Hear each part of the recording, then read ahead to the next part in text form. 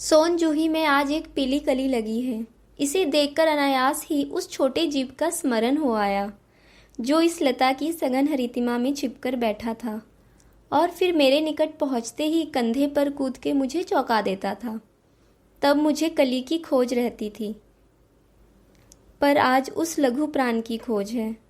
परंतु वह तो अब तक इस सोन जूही की जड़ में मिट्टी होकर मिल गया होगा। कौन जाने स्वर्णिम कली के बहाने वही मुझे चौंकाने ऊपर आ गया हो। अचानक एक दिन सवेरे कमरे से बरामदे में आकर मैंने देखा, दो कौवे एक गमले के चारों ओर चोंचों से छुआ-छुओल जैसा खेल खेल रहे हैं।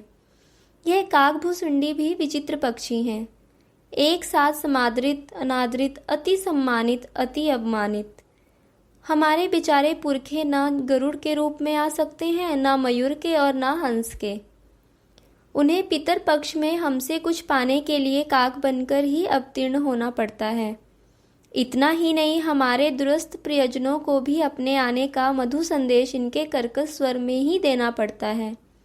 दूसरी ओर हम कौवा और कांव कांव करने को अवमानना के अर्थ में ही प्रयुक्त करते हैं। मेरे काक पुराण के विवेचन में अचानक बाधा आ पड़ी, क्योंकि गमले और दीवार की संधि में छिपे एक छोटे से जीव पर मेरी दृष्टि रफक गई। निकट जाकर देखा, गिलहरी का छोटा सा बच्चा है जो संभवतः घोंसले से गिर पड़ा है और अब कौवे जिसमें सुलभ आहार खोज रहे हैं। काकतव्य की चोंचों के दो घाव उस लघु प्राण के लिए बहुत थे, अतः वह निश्चेष्ट सा गमले से चिपटा पड़ा था।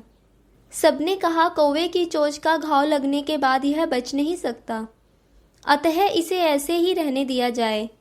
परंतु मन नहीं माना। उसे हौले से उठाकर अपने कमरे में लाई, फिर रुई से रक्त पोंछकर घावों पर पेंसिलिन का मरहम लगाया। रुई की पतली बत्ती दूध से भिगोकर जैसे तैसे उसके नन्हे से मुंह में लगाई, पर मुंह खुल न सका और दूध की बूंदें दोनों ओर ढुलक गई। कई घंटों के उपचार के उपरांत उसके मुंह में एक बूंद पानी टपकाया जा सका। तीसरे दिन वह इतना अच्छा और आश्वस्त हो गया कि मेरी उंगली अपने दो नन्हे पंजों से पकड़कर नीले कांच के मोतियों जैसी आंखों से इधर उधर देखने लगा। 3-4 मास में उसके स्निग्ध रोए, झब्बेदार पूंछ और चंचल चमकीली आंखें सबको विस्मित करने लगी। हमने उसकी जातिवाचक संज्ञा को व्यक्तिवाचक का रूप दे दिया और इस प्रकार हम उसे गिल्लू कहकर बुलाने लगे। मैंने फूल रखने की एक हल्की डलिया में रुई बिछाकर उसे तार से खिड़की पर लटका दिया। वही 2 वर्ष गिल्लू का घर रहा। वह स्वयं हिलाकर अपने घर में झूलता और अपनी कांच के मनको सी आंखों से कमरे के भीतर और खिड़की से बाहर ना जाने क्या देखता समझता रहता था। परंतु उसकी समझदारी और कार्यकलाप पर सबको आश्चर्य होता था। जब मैं लिखने बैठती तब अपनी और मेरा ध्यान आकर्षित करने की उसे इतनी तीव्र इच्छा होती थी कि उसने एक अच्छा उपाय खोज निकाला। वह मेरे पैर तक आकर सर से पर्दे पर चढ़ जाता और फिर उसी तेजी से उतरता। उसका यह दौड़ने का क्रम तब तक चलता जब तक मैं उसे पकड़ने के लिए ना उठती। कभी मैं गिल्लू को पकड़कर एक लंबे लिफाफे में इस प्रकार रख देती कि उसके अगले 2 पंजों और सिर के अतिरिक्त सारा लघुगात लिफाफे के भीतर बंद रहता।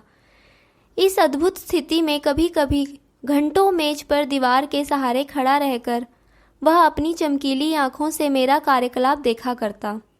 भूख लगने पर चिक चिक करके मानो वह मुझे सूचना देता और काजू या बिस्किट मिल जाने पर उसी स्थिति में लिफाफे से बाहर वाले पंजों से पकड़कर उसे कुतरता रहता। फिर गिल्लू के जीवन का प्रथम वसंत आया। नीम चमेली की गंध मेरे कमरे में हौले हौले आने लगी। बाहर की गिलहरियां खिड़की की जाली के पास आकर चिक चिक करके ना जाने क्या कहने लगी। गिल्लू को जाली के पास बैठकर अपनेपन से बाहर झांकते देखकर मुझे लगा कि इसे मुक्त करना आवश्यक है। मैंने कीले निकालकर जाली का एक कोना खोल दिया और इस मार्ग से गिल्लू ने बाहर जाने पर सचमुच ही मुक्ति की सांस ली।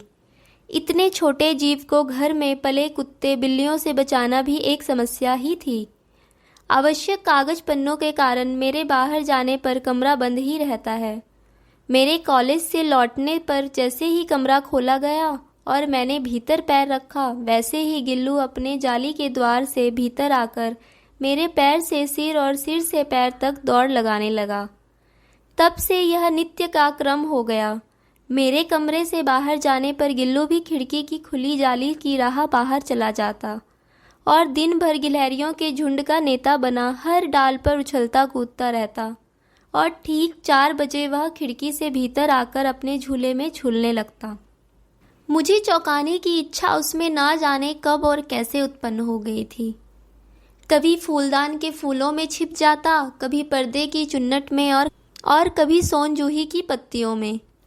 मेरे पास बहुत से पशु पक्षी हैं और उनका मुझसे लगाव भी कम नहीं है, परंतु उनमें से किसी को मेरे साथ मेरी थाली में खाने की हिम्मत हुई है, ऐसा मुझे स्मरण नहीं आता।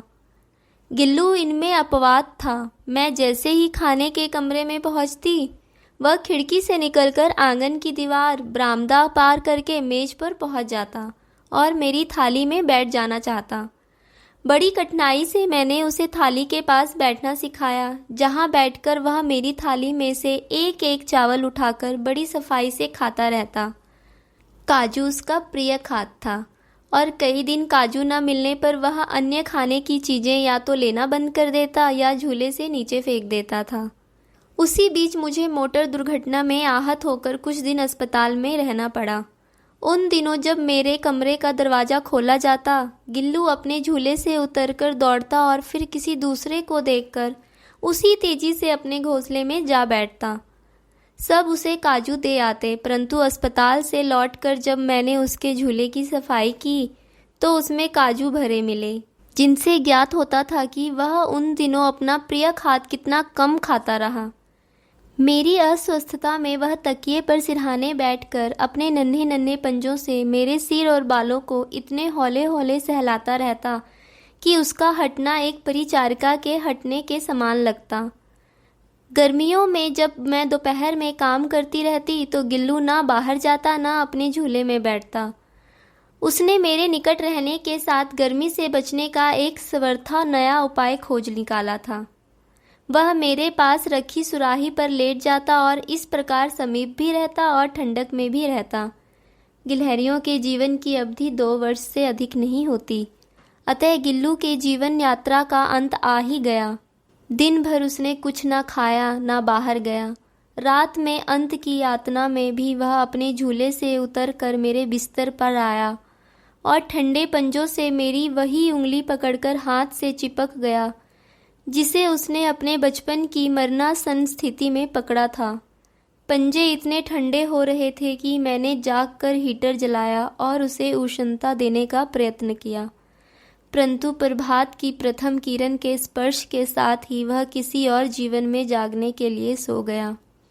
उसका झूला उतार कर रख दिया गया और खिड़की की जाली बंद कर दी गई है, परंतु गिलहरियों की नई पीढ़ी जाली के उस पार चिक चिक करती ही रहती है और सोन जूही पर बसंत आता ही रहता है। सोन जूही की लता के नीचे गिल्लू को समाधि दी गई है, इसलिए भी कि उसे वह लता सबसे अधिक प्रिय थी, इसलिए भी कि उस लघुगात का किसी बासंती दिन जूही के पिताब छोटे फूल में खिल जाने का विश्वास मुझे संतोष देता है। दोस्तों, यह कहानी आपको कैसी लगी हमें कमेंट करके ज़रूर बताएं। इस कहानी को लाइक करें, दोस्तों में शेयर करें और इस चैनल को सब्सक्राइब करें।